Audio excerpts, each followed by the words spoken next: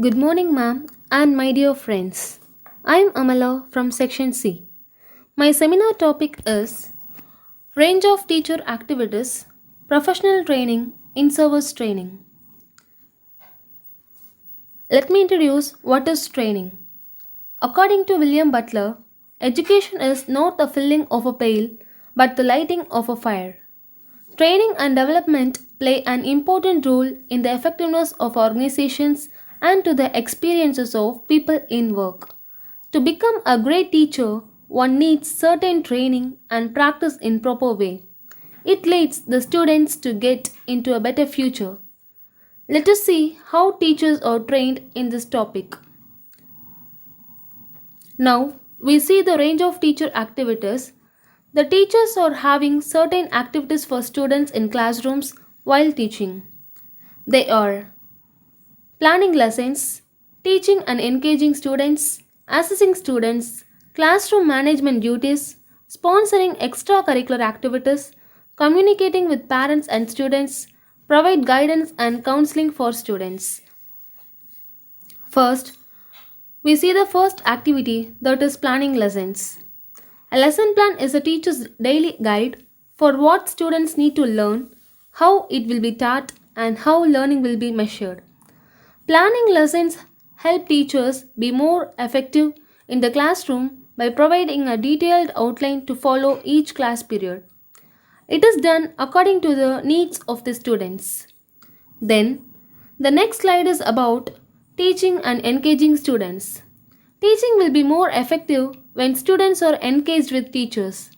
Engaging means starting class with mind warm up, using movement, allow them to correct mistake. It increases their attention and focus, motivates them to practice higher level critical thinking skills, and promotes meaningful learning experiences. The next one is assessing students. Assessing students is the next one of the activity of the teacher.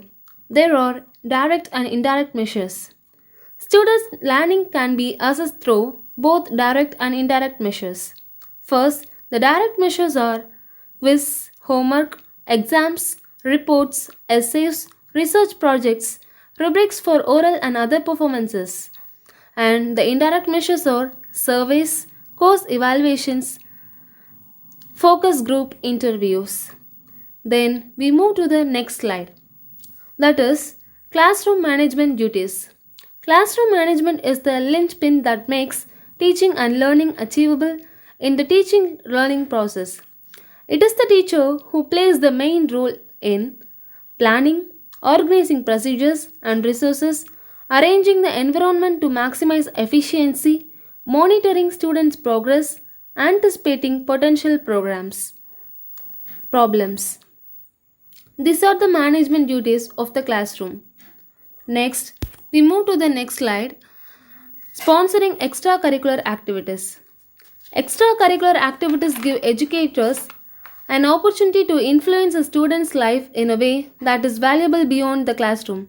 The activities are like books club, magazine editor, story writing, debates, organizing exhibitions, etc. Such as these activities are sponsoring for the students. Next one is communicating with parents and students. This communication brings the present stage about students to parents. Teachers should tell the parents what their child is studying, comment on their progress, inform their achievements.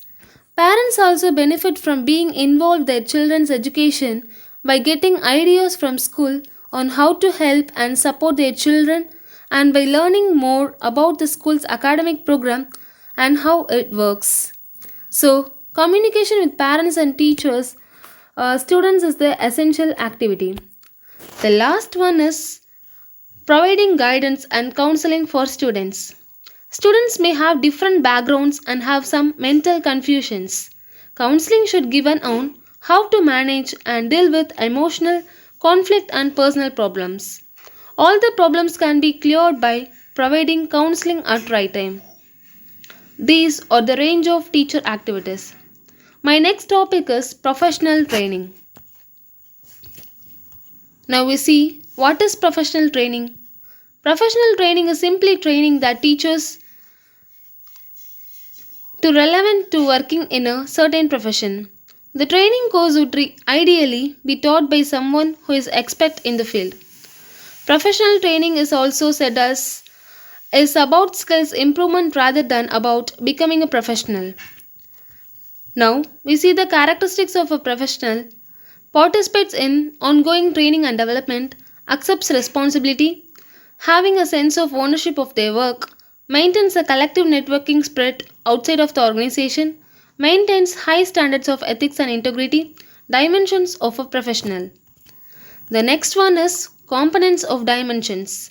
Components of dimensions are academic achievement, competence, accomplishment, leadership. Then, now we see who is a professional trainer.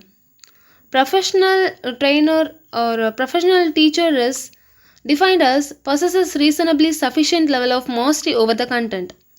That means it continuously strives to update her knowledge.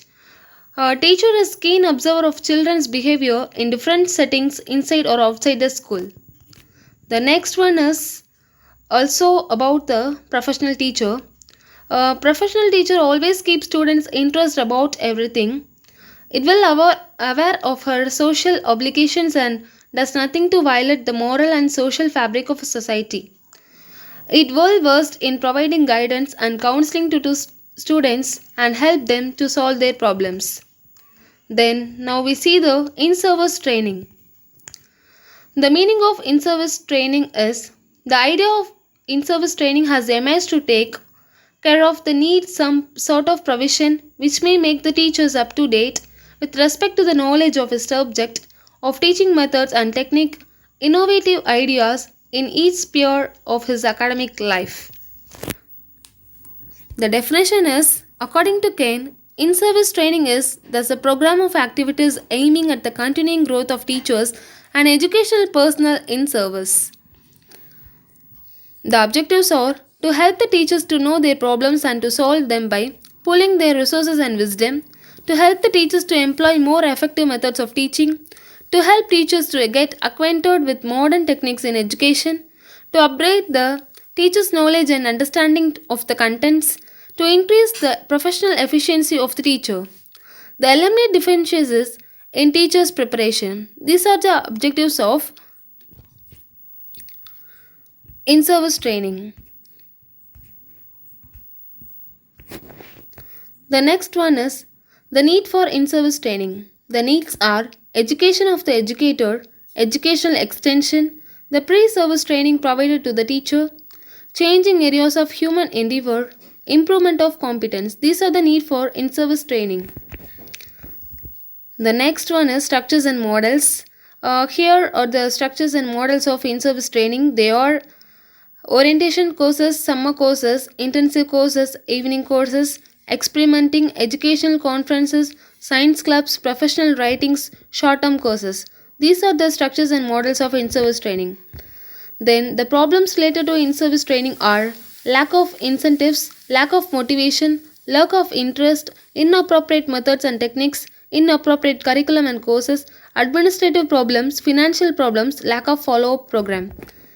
Then, we came to the conclusion part. A training program allows you to strengthen those skills that each employee needs to improve. A development program brings all employees to a high level so they all have similar skills and knowledge. This helps to reduce any weak link within the company who rely heavily on others to complete basic work. I have completed my seminar topic with this. Here are my references. Thank you, ma'am, and my dear friends.